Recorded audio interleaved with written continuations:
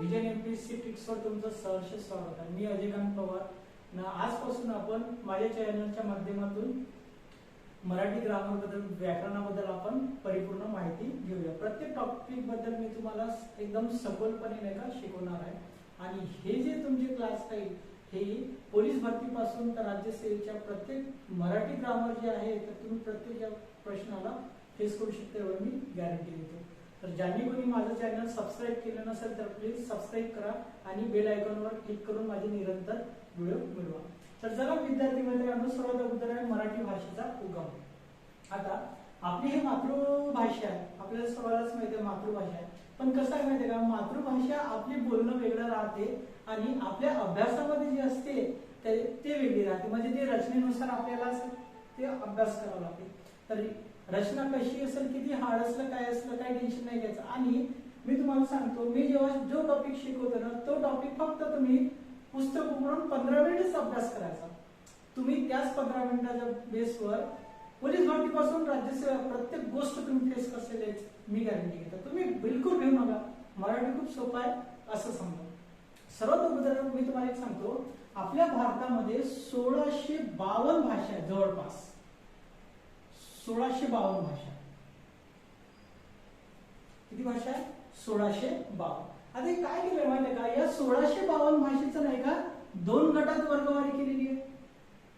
1652 भाषेची दोन गटात वर्ग. पहिला आहे इंडो किंवा युरोपियन. इंडो किंवा युरोपियन यालाच दुसरा शब्द आहे इंडो आर्य. आर्य भाषा. एक गट समजला तुम्हाला. 1652 त्यांनी दोन गटात वर्गवारी केली. पहिला गट आहे इंडो किंवा युरोपियन, ज्याला आपण इंडो आर्य भाषा म्हणतो. आणि दुसरा गट आहे द्रविडियन, द्रविडीय भाषा. क्लिअर झालं? म्हणजेच भारतामध्ये जे समजा जवळपास 1652 भाषा, या 1652 भाषेचा आपण दोन गटात वर्गवारी केलेली आहे. पहिला इंडो किंवा युरोपियन भाषा, त्यालाच नाव आहे इंडो आर्य भाषा. आणि दुसरा आहे द्रविडीय भाषा. आता या दोन गटात आपण वर्गवारी केलेली आहे, पण या दोन गटापैकी सर्वात जास्त कोणत्या गटाला महत्व आहे, म्हणजेच कोणता गट सर्वात जास्त भाषा वापर करते हे पण पाहायचं आहे. तर मित्रांनो, सर्वात जास्त जवळपास 74% जे आहे इंडो किंवा युरोपियन किंवा इंडो आर्य भाषा या गटाचा वापर होतो. आणि द्रविडियन भाषाचा 24%. क्लिअर झालं? समजलं? म्हणजेच इंडो किंवा युरोपियन, ज्याला आपण इंडो आर्य भाषा म्हणतो, हा किती टक्के आहे? 74% बोलणार आहे. आणि दुसरं द्रविडियन हा जो गट आहे हा 24%. समजलं? क्लिअर झालं? काही प्रॉब्लेम? पण या समजा 1652 जसं आपण दोन गटामध्ये वर्गवारी केलेला आहे, इंडो किंवा युरोपियन त्याला इंडो आर्य भाषा म्हणतात, जे 74% बोलल्या जाते, आणि द्रविडियन भाषा जे 24% बोलल्या जाते. आपल्या भारतातली सर्वात जुनी जी भाषा आहे ती भाषा कोणती? मित्रांनो, संस्कृत व तमिळ या दोन भाषा ज्या आहेत आपल्या भारतातील सर्वात जुन्या भाषा. याच्यावर प्रश्न आलेले आहे. प्रश्न प्रत्येक गोष्टीवर येतात बरं. मी तुम्हाला बेसिक आणि बेसिक सांगत आहोत.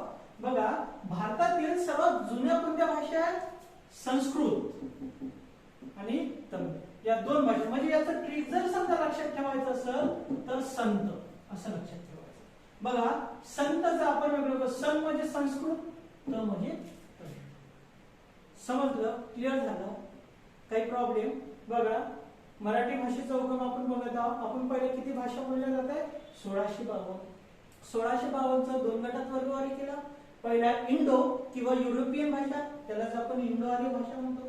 दुसरं द्रविडियन भाषा. आता या गटामध्ये सर्वात म्हणजे कोणता गट किती बोलते? 74% जो आहे हा इंडो युरोपियन भाषा आणि 24% जो आहे द्रविडियन भाषा.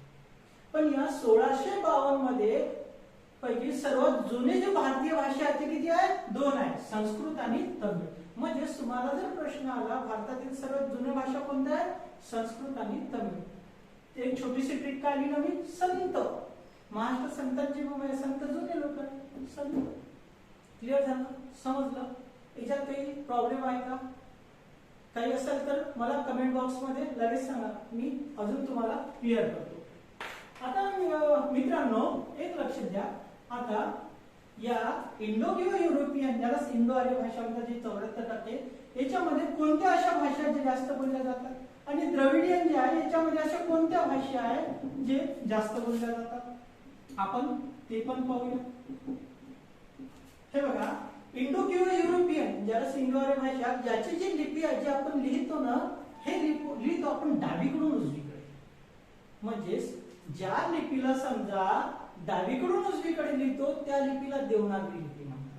म्हणजे पहिला प्रश्न काय आहे, देवनागरी.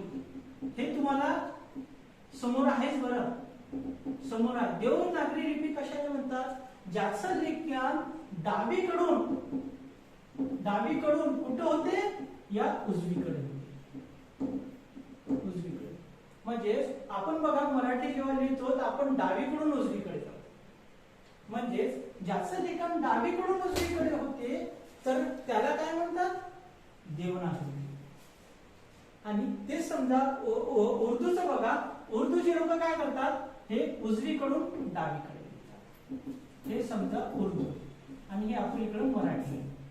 मराठी डावीकडून उजवीकडे जाते आणि उर्दू उजवीकडून डावीकडे. म्हणजे जे डावीकडून उजवीकडे जाणारी आहे त्याला कोणती लिपी म्हणतात, देवनागरी.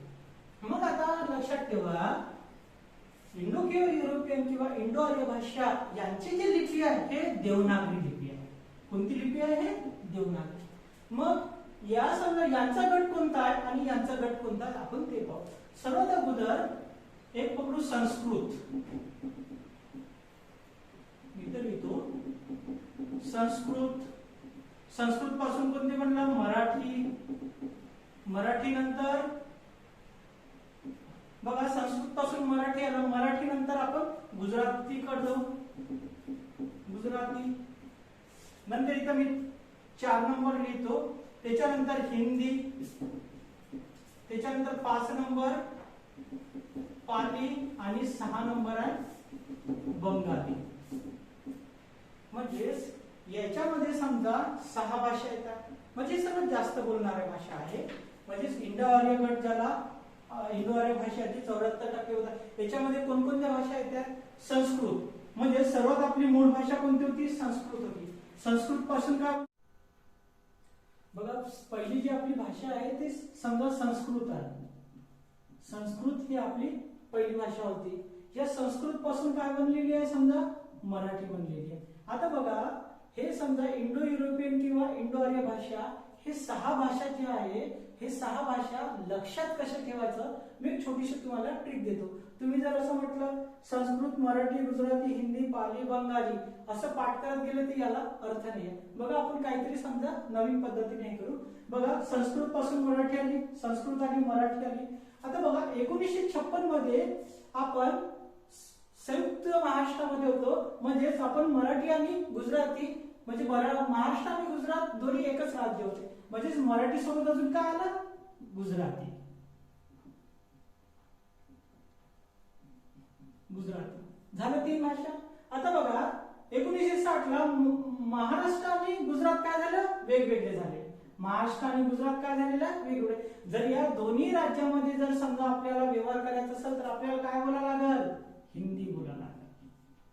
समजलं मित्रांनो एवढं.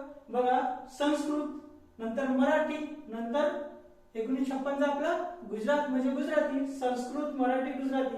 मग या दोन्ही स्टेट मध्ये जर आपल्याला समजा जर भाषा बोलायची असेल तर कोणती भाषा चालणार आपली, हिंदी. 4 भाषा झाल्या, संस्कृत, मराठी, गुजराती, हिंदी. आणि 2 भाषा ज्या हे फक्त लक्षात ठेवायचा, कोणतं, पाली आणि बंगाली. अशा प्रकारचं इंडो युरोपियन किंवा इंडो आर्य गटातील हे भाषा, 6 भाषा. क्लिअर झालं एवढं. तुम्हाला हा टॉपिक मी क्लिअर केला. आता वळूया आपण द्रविडियन भाषा. आता द्रविडियन भाषा, द्रविडियन गटामध्ये समजा हे कोणकोणत्या भाषा येतात ते सर्वात तुम्हाला. सर्वात आहे तेलुगू, त्याच्यानंतर कानडी, तेलुगू कानडी, त्याच्यानंतर आहे मल्याळम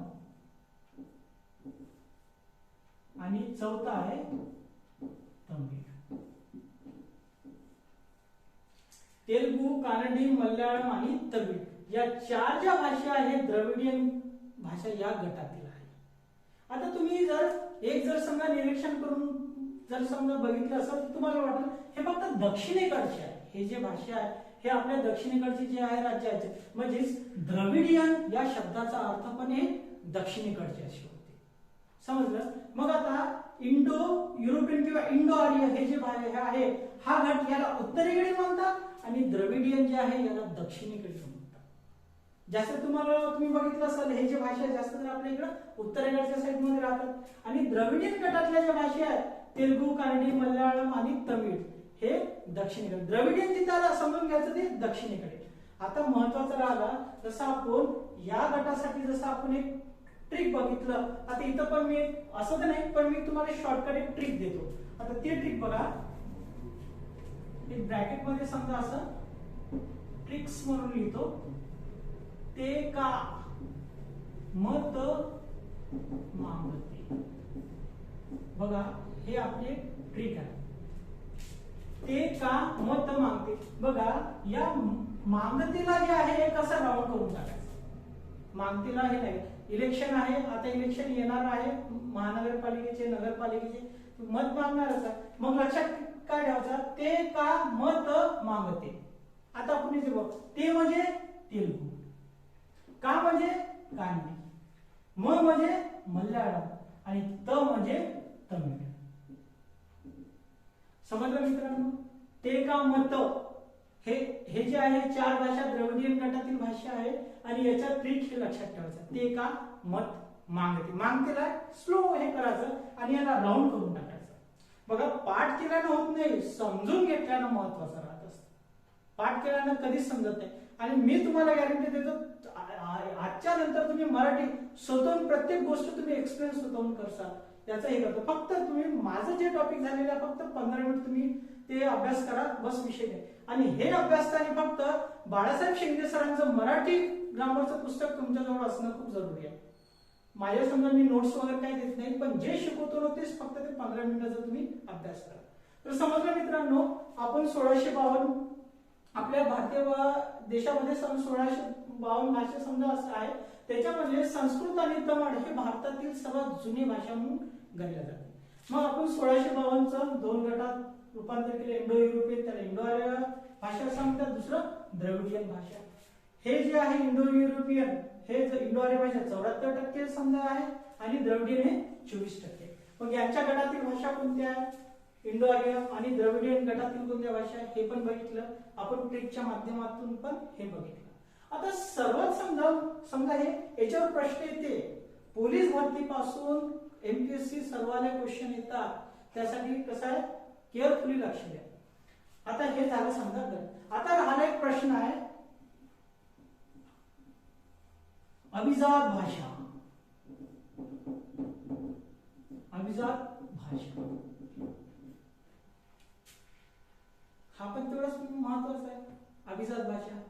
आता बघा अभिजात भाषा कोणकोणत्या. आता अभिजात भाषा हे का लक्षात ठेवायचं आणि अभिजात भाषा म्हणजे काय मी ते सांगतो. हे बघा अभिजात भाषा म्हणजे कसं आहे, ज्या भाषेला अभिजात भाषेचा दर्जा दिलेला असतो त्या भाषेसाठी आपल्याला केंद्राकडून काय करते निधी भेटते त्या भाषेच्या विकासासाठी. त्या भाषेचा विकास म्हणजे दरवेळेस काय करते, दरवर्षी म्हणा किंवा केंद्र काय करतात आपल्याला त्या भाषेच्या विकासासाठी निधी देत राहते. मग त्या निधीच्या माध्यमातून त्यांचं इंटेन्शन काय राहते, या भाषेचा अजून जास्तीत जास्त विकास झाला पाहिजे. म्हणून अभिजात भाषाचे दर्जा असते हे खूप महत्वाचं असतं. मग एकूण अभिजात भाषा कोणकोणती आणि किती आहेत ते पाहूया. सर्वात अगोदर कोणती आहे म्हणजे अभिजात भाषा म्हणजे हे मुळातून स्वतःहून निर्माण झालेली भाषा पाहिजे. हे दुसऱ्या भाषेपासून निर्माण झालेली भाषा असायला नको. एक लक्षात ठेवा, अभिजात भाषा ज्या भाषेचा उगम स्वतःहून झालेला असेल त्या भाषेला अभिजात भाषा म्हणतात. काय ज्या भाषेचा उगम स्वतःहून झालेला असेल त्याला दुसऱ्या भाषेपासून ती भाषा बनायला नको, ती भाषा स्वतःहून उगम झालेली पाहिजे, स्वतः तिची निर्मिती झालेली पाहिजे, तिचं इतिहास स्वतःचा पाहिजे, दुसऱ्याचा जमत नाही वा, स्वतःच पाहिजे. म्हणजेच ज्या भाषा ज्या आहेत जिचं स्वतःचं अस्तित्व आहे त्या भाषेला अभिजात भाषा, जे दुसऱ्याच्या मदतीने निर्माण झालेली नसेल अशा भाषेला अभिजात भाषा म्हणतात. मग सर्वात अगोदर कोणती आहे? संस्कृत. कोणती आहे? संस्कृत भाषा. सर्वात अगोदर कोणती आहे? संस्कृत. आता बघा या गटातली फक्त एकच भाषा, या गटातली इंडो आर्य भाषा किंवा इंडो युरोपियन फक्त एकच भाषा आहे ती म्हणजे संस्कृत. बाकीच्या जी भाषा असेल ते एकापासून एक बनलेल्या असेल नसेल आपल्याला ते माहिती, पण या गटातली फक्त एकच भाषा संस्कृत. आता दुसरं, आता या गटातले पाहू आपण काय आहे. मी इथं अभिजात भाषा म्हणजे कम्पेअर करून म्हणजे तुम्हाला लक्षात राहण्यासाठी मी तुम्हाला नाही का हे असं देत आहोत. आता बघा दुसरं आहे तेलुगू. दुसरी तिसरी कोणती आहे समजा याच्यातली? मल्याळम. मल्याळम. चौथी आहे तमिळ.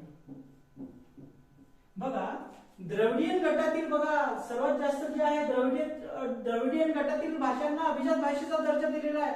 म्हणजे ही याची निर्मिती स्वतःहून झालेली आहे, दुसऱ्याच्या मदतीने झालेली नाही. अशा भाषांचा गट सर्वात जास्त द्रविडियन गटामध्ये आहे. म्हणजेच इंडो आर्य भाषांचा फक्त भाषेतील गटात एकच आहे संस्कृत, आणि 3 भाषा कुठून आलेल्या आहेत? द्रविडियन गटातून आले. कोणत्या आलेल्या आहेत? तेलुगू, मल्याळम, तमिळ हे आहे. आता आहे 5वी कन्नड. हे कुणीकडची आहे? तिकडचीच आहे, दक्षिणेकडची कन्नड. आणि 6वी आहे ओडिया. समजलं मित्रांनो? म्हणजेच अभिजात भाषेचा दर्जा एकूण किती भाषेला भेटलेला आहे? 6 भाषेला भेटलेला आहे. पहिली भाषा संस्कृत, दुसरी तेलुगू, तिसरी मल्याळम, चौथी तमिळ, 5वी कन्नड आणि 6वी ओडिया. या भाषेला अभिजात भाषेचा दर्जा दिलेला आहे.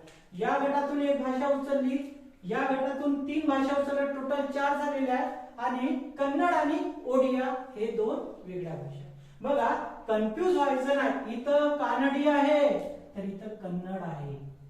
पेपर मध्ये तुम्हाला अशाच गोष्टींवर प्रश्न येतात. बरं हे कानडी आहे पण हे कानडी नाही, हे कन्नड आहे. एवढा फरक इथं लक्षात ठेवायचा. समजलं नाही तर बस चालू दे आपलं, इथं कानडी आहे इथे कानडी घासू.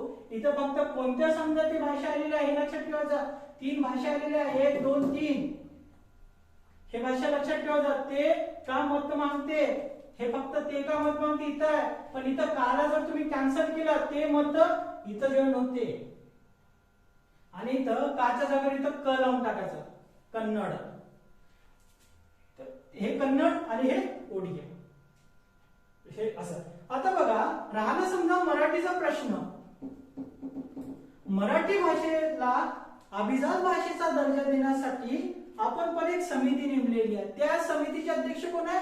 Ranganath Pathare sir. Ranganath Pathare sir. Ranganath Pathare sir यांच्या अध्यक्षतेखाली आपण मराठी भाषेला अभिजात भाषेचा दर्जा देण्यासाठी आपण काय केलेले आहे? समिती नेमलेली आहे. ही जी प्रोसेस आहे ही चालू आहे. ज्या दिवशी समजा ही आपल्या सरकारने एक्सेप्ट केल्यानंतर केलं तर म्हणजेच मराठी भाषेला सुद्धा अभिजात भाषेचा दर्जा प्राप्त होईल. म्हणजे आपली मराठी भाषा पण परिपूर्ण होणार आहे. समजलं मित्रांनो? क्लिअर झालं? बघा मी तुम्हाला सर्व एकदम क्लिअर सांगितलेलं आहे. कसं आपण तर फक्त उगम पाहत आहोत, म्हणजे या उगमचा आपण जे बेसिक माहिती आपल्याला ते चालू आहे, पण याच्यावर पण भरपूरदा प्रश्न आलेला आहे. हा जो गट आहे हा अभिजात भाषेचा गट आहे. हा अभिजात भाषेचा गट आहे. मराठीला अजून अभिजात भाषेचा दर्जा भेटलेला नाही रे बा.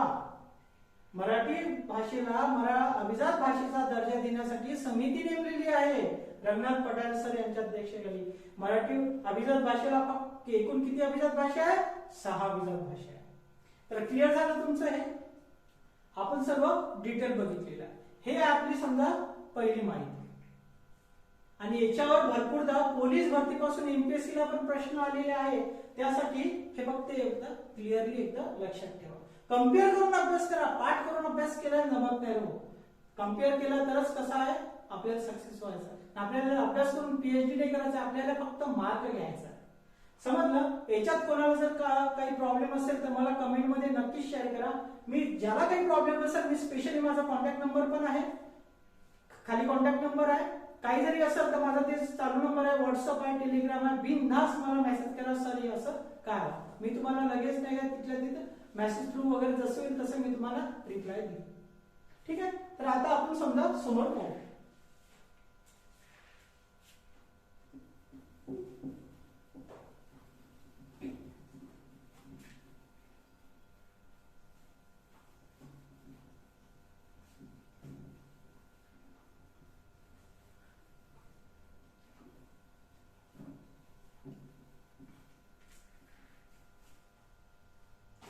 हे बघा, आपण एवढं समजा आता भाषा बघितलेली आहे. तर काय माहित आहे का, आपला जो भारत देश आहे हा संघराज्यीय देश आहे. संघराज्य प्रकारचा आपल्याला माहित आहे. आपल्या राज्यघटनेच्या कलम 1 मध्ये राज्यांचा संघ आहे. म्हणजे उल्लेख काय, संघ. संघ म्हणजे जिथं आपण टीम म्हणतो. मराठीमध्ये आता क्रिकेटची जे टीम असते त्याला एखादी कुठं मराठी कॉमेंट्री चालू असेल, हा संघ इथे आलेला आहे, XYZ संघ आता ग्राउंड मध्ये उतरलेला आहे. संघ म्हणजे टीम, पूर्ण समूह. म्हणजेच आपल्या राज्यांचा मिळून संघ जो समूह झालेला आहे त्याला आपण संघ म्हणतो. आणि भारताचं जे स्ट्रक्चर आहे ते संघराज्यच आहे. तर कसं माहित आहे का, या संघराज्याची जी भाषा आहे, संघराज्य भाषा जी आहे, संघराज्य समजा व्यवहाराची भाषा, संघराज्य व्यवहाराची भाषा. बघा, भारतीय संघराज्य पट्टन संघ, भारतीय संघराज्य व्यवहाराची भाषा कोणती आहे? बघा, भारतीय संघराज्य व्यवहाराची भाषा जी आहे हिंदी आणि इंग्रजी आहे.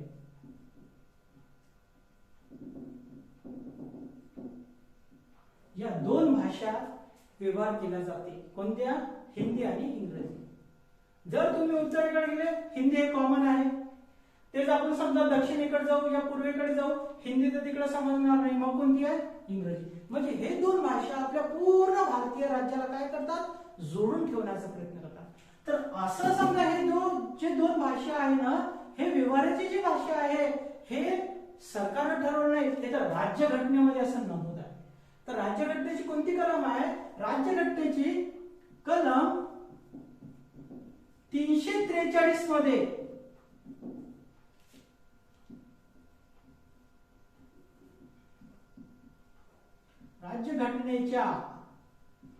राज्यघटनेच्या कलम 343 मध्ये असं नमूद केलेलं आहे, भारतीय संघराज्याच्या व्यवहाराची भाषा हिंदी आणि इंग्रजी राहील, असं नमूद केलेलं आहे.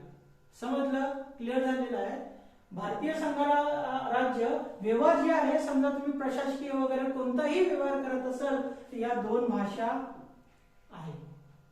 या दोन भाषापैकी तुम्ही कोणती भाषा यूज करू शकता. आणि हे कुठं सांगितलेलं आहे? हे राज्यघटनेच्या कलम 343 मध्ये असा उल्लेख केलेला आहे, अशी नोंद केलेली आहे. आपल्या व्यवहाराची भारतीय संघराज्य व्यवहाराची भाषा कलम 343 नुसार हिंदी आणि इंग्रजी राहील. समजलं? पण इथं पण आहे मित्रांनो. पण राज्यघटनेने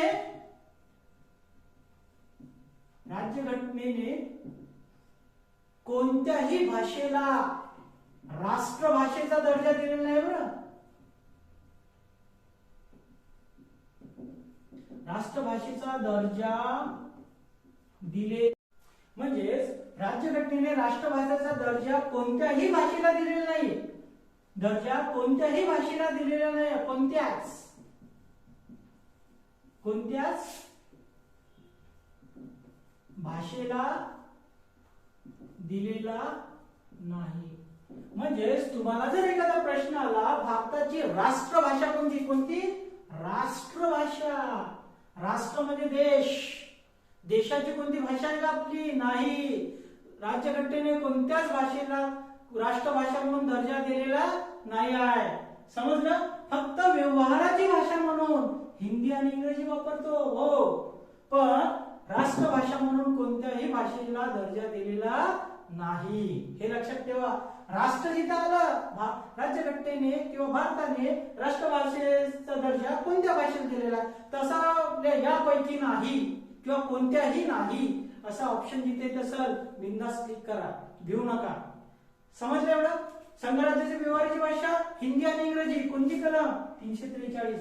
पॉलिटी नाही शिकवता भाऊ, हे क्लिअर करत आहोत.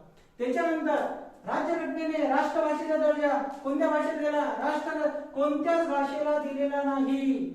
राष्ट्राची आपली भारताच्या भाषाच नाही आहे, कोणत्याच भाषेला दर्जा दिला नाही. जर राष्ट्रभाषेची जर दर्जा दिला असता तर तीच भाषा आपल्याला घेऊन चालावं लागेल. राजभाषा अधिनियम 1963 ते नंतर समजा तुम्हाला इथं काम नाही, ते पॉलिटीचं काम. समजलं? क्लिअर झालं? म्हणजेच राष्ट्रभाषा आहे का? नाही. फक्त संघराज्य व्यवहाराची जी भाषा आहे ती कोणती राहील? हिंदी आणि इंग्रजी. क्लिअर झालं? समजलं? राष्ट्रभाषा आणि व्यवहाराची भाषा एवढं तुम्हाला क्लिअर झालं पाहिजे. आता समजा याच्या समोरच अजून आपण एक हे पाहू. मी याचं तिन्ही याचं तुम्हाला कॉलम करून नाही का अजून आयडिया क्लिअर करतो, टेन्शन घेऊ नका.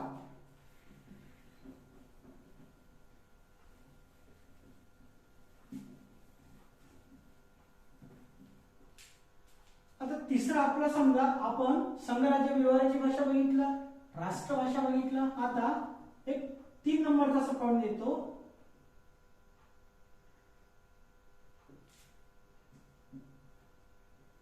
राजभाषा किंवा राजकीय भाषा.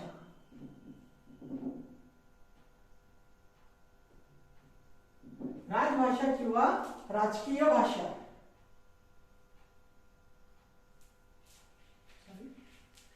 राजभाषा किंवा राजकीय भाषा. आता बघा, राजभाषा आणि राजकीय भाषा. राजकीय भाषा. आता हे काय बघा मित्रांनो, आपल्या समजा हे जे राजभाषा किंवा राजकीय भाषा जे आहे हे नेमकं काय, आणि आपल्या समजा जे आहे नेमकं आता हे मराठीमध्ये यांचा काय हे वापर समजा होता किंवा यांचा उल्लेख कसा काय झाला.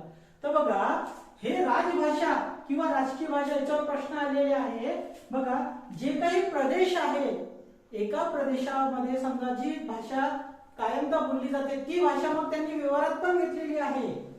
अशा किती भाषा आहे ज्यांचा व्यवहारामध्ये पण आपण वापर करू शकतो. तसंच आपल्याला सांगितलं आपण व्यवहारिक भाषा संघराज्य व्यवहारिक भाषा हिंदी आणि इंग्रजी कलम 343. पण आता राजभाषा किंवा राजकीय भाषा आहे बघा, 22 प्रादेशिक भाषा.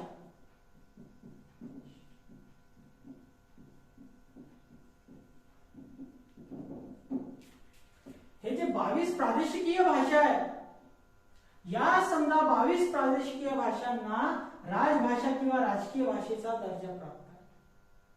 किती? 22 प्रादेशिकीय भाषांना राजभाषा किंवा राजकीय भाषेचा दर्जा प्राप्त आहे. म्हणजे तुम्हाला जर प्रश्न आला भारतामध्ये एकूण किती भाषेला राजभाषा किंवा राजकीय भाषेचा दर्जा प्राप्त आहे, तर तिथं असं लिहायचं मित्रांनो 22. पहिल्या राज्यघटनेमध्ये 14च होते, 14च भाषेंना राजभाषा किंवा राजकीय भाषेचा दर्जा होता. नंतर घटना दुरुस्ती करता करता करता आता 22 वर आलेला आहे. कितीवर आलेला आहे? 22 वर. अगोदर किती होते? 14च होते. सध्याची आकडे काय? 22. म्हणजेच राजभाषा किंवा राजकीय हे म्हणजे हे प्रादेशिकीय भाषा आहे. आणि या प्रादेशिक भाषांना मग काय केलेलं आहे? राजभाषा किंवा राजकीय भाषा असा दर्जा प्राप्त आहे. म्हणजे राजभाषा किंवा राजकीय भाषा एकूण किती भाषेला दर्जा प्राप्त आहे? 22. आणि अगोदर किती होते मूळ घटनेमध्ये? 14. हे पण लक्षात ठेवायचं. कधी कधी काय होते, पॉलिटिक्सचं पण इकडे मराठीत आलं तर तुम्हाला सांगता आलं पाहिजे. समजलं? क्लिअर झालं? काही जर प्रॉब्लेम? बघा, प्रॉब्लेम तर काही येणारच नाही. आता प्रश्न काय माहिती आहे का, आता 22 समजा प्रादेशिक भाषा. आता जसं आपले समजा मराठी आहे व्यवहार, आपण हे व्यवहार करतो. एखादा लेटर लिहायचं असेल एखाद्या सरकारच्या ऑफिसला, साहेब असं झालं, मला समजा सीआरचं म्हणा किंवा कुठं तुम्ही कुठं समजा अर्ज करत असेल एखाद्या ऑफिसला, आमच्या इथं नळे येत नाही, 4 दिवस झाले, असं झालं, फलानं झालं, विस्तानं झालं, तुम्ही मराठीत लिहिता. तसंच समजा आता इथं कोकणी हे पण आहे, त्याच्यानंतर इकडं गुजराती आहे, त्याच्यानंतर इथं नेपाळी,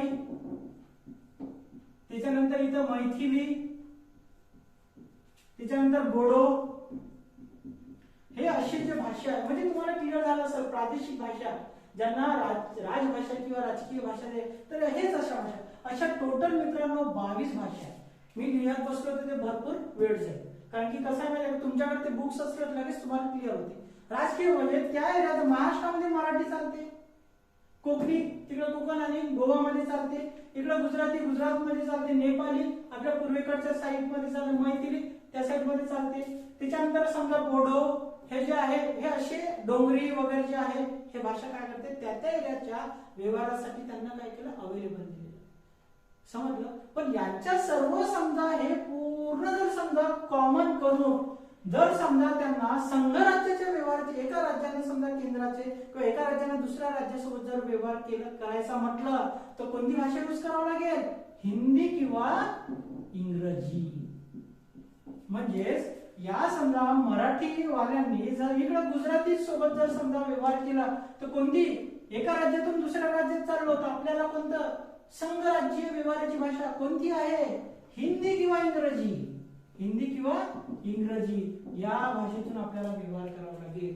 आपल्याला घटनेनं तसं सांगितलेलं आहे कलम 343 नुसार. समजलं, क्लिअर झालं. आता प्रश्न मी राजभाषा राजकीय भाषा हे जे आहे मी एका गटामध्ये तुम्हाला क्लिअर करतो म्हणजे जेणेकरून तुम्हाला कन्फ्युज व्हायला नको. सर्वात अगोदर आपण संघराज्य व्यवहाराची भाषा, दुसरं राष्ट्रभाषा आणि तिसरं राजभाषा किंवा राजकीय भाषा. संघराज्य एका राज्य दुसऱ्या राज्यासोबत व्यवहार करत असेल किंवा राज्य केंद्रासोबत व्यवहार करत असेल तर संघराज्य समजा व्यवहाराची भाषा याच्यात कोणती भाषा येईल, हिंदी आणि इंग्रजी. हिंदी आणि इंग्रजी. कलम कोणता आहे, कलम 343. समजलं, क्लिअर झालं. त्याच्यानंतर राजभाषा किंवा राजकीय भाषा किती भाषेचा दर्जा आहे, 22 भाषांचा दर्जा आहे. किती आहे, 22 भाषा. समजलं. मराठी याच्यात समजा हे मराठी, त्याच्यानंतर कोकणी, त्याच्यानंतर गुजराती समजा हे अशी भाषा. समजलं. संघराज्य व्यवहाराची भाषा, राजकीय भाषा किंवा राजभाषा 22 भाषांचा दर्जा प्राप्त आहे. त्याच्यानंतर राष्ट्रभाषा आपल्या देशाची कोणतीच राष्ट्रभाषा नाही, कोणतीच भाषा नाही. समजलं, क्लिअर झालं. जर तुम्हाला स्क्रीनशॉट काढायचा असेल तर तुम्ही स्क्रीनशॉट काढू शकता. हे याचं आहे, हे आपली राष्ट्रभाषा नाही, कोणतीच भाषा नाही, या राष्ट्रभाषेचा दर्जा कुणालाच प्राप्त झालेला नाही. क्लिअर झालं, काही प्रॉब्लेम. एवढ्या समजा आपण जे शिकलो 1652 पासून तर आजपर्यंत कोणाला जर काही प्रॉब्लेम असेल तर नक्कीच मला नाही का कमेंट मध्ये लिहा. माझा नंबर पण दिलेला आहे खाली, तर तिथंच समजा मला काही तुम्ही समजा राहिला थोडंसं डाऊट राहिला लगेच क्लिअर करा. पण एवढ्या मित्रांनो जे शिकवताना फक्त 15 मिनिट अभ्यास करा.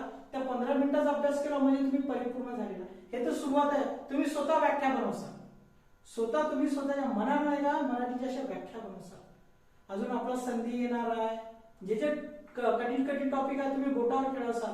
एवढं समजा मी सांगतो. भिवू नका, मी तुमच्या सोबत आहो. बाकीचं जे काही आता आपण नेक्स्ट व्हिडिओ मध्ये आपण पुन्हा मराठीबद्दल पाहू. जय हिंद, जय महाराष्ट्र.